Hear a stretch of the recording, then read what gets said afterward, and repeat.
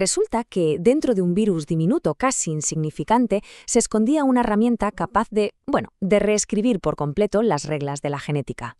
Esta es la historia de cómo la científica Margarita Salas encontró ese secreto y desató una auténtica revolución.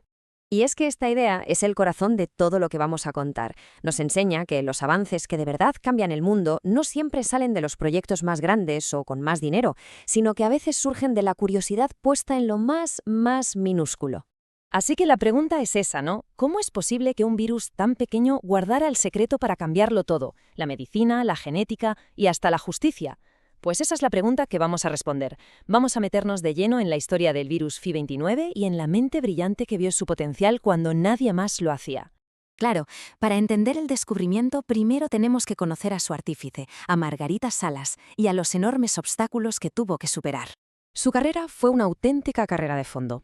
Empezó con su encuentro clave con Severo Ochoa, luego pasó por Nueva York, donde tuvo que luchar contra ese estigma de ser vista solo como la mujer de otro científico, y finalmente regresó a España.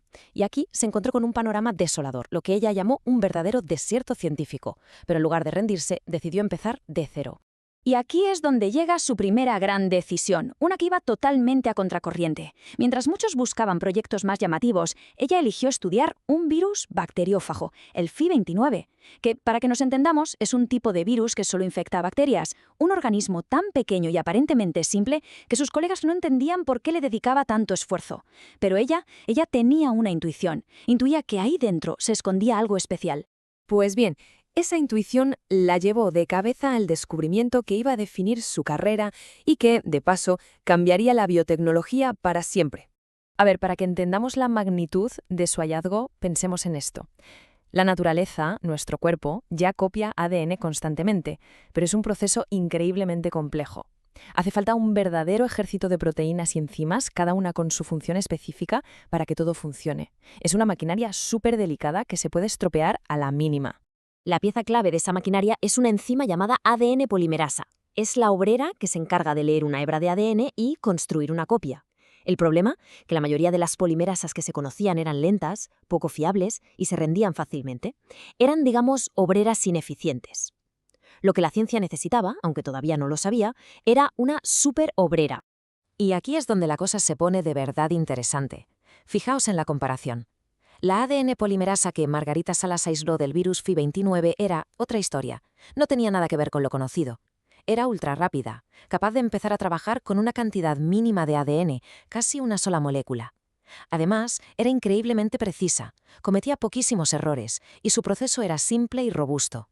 Era sencillamente perfecta. El punto crucial es que funciona como una fotocopiadora molecular de altísima gama.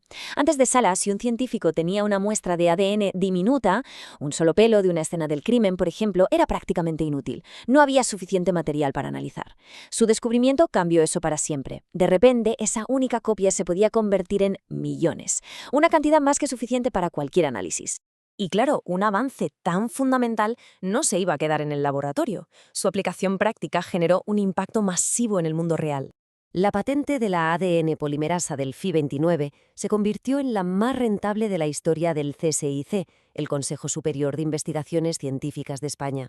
Generó millones de euros que, y esto es muy importante, se reinvirtieron para financiar más investigación pública.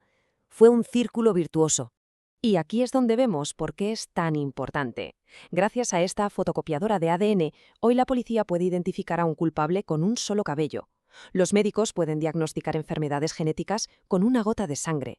Los arqueólogos pueden estudiar el ADN de nuestros antepasados y los oncólogos pueden detectar un cáncer en sus primeras fases.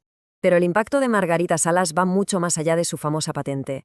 Su legado es una cadena que continúa creciendo. Podríamos decir que su legado se asienta en tres grandes pilares. El primero, por supuesto, son sus descubrimientos científicos, pero igual de importante fue su labor como mentora, formando a generaciones de los mejores científicos de España. Y finalmente, su papel como referente, derribando barreras y fomentando la vocación científica, especialmente en las niñas. Es que su dedicación era absoluta, nunca se jubiló de verdad.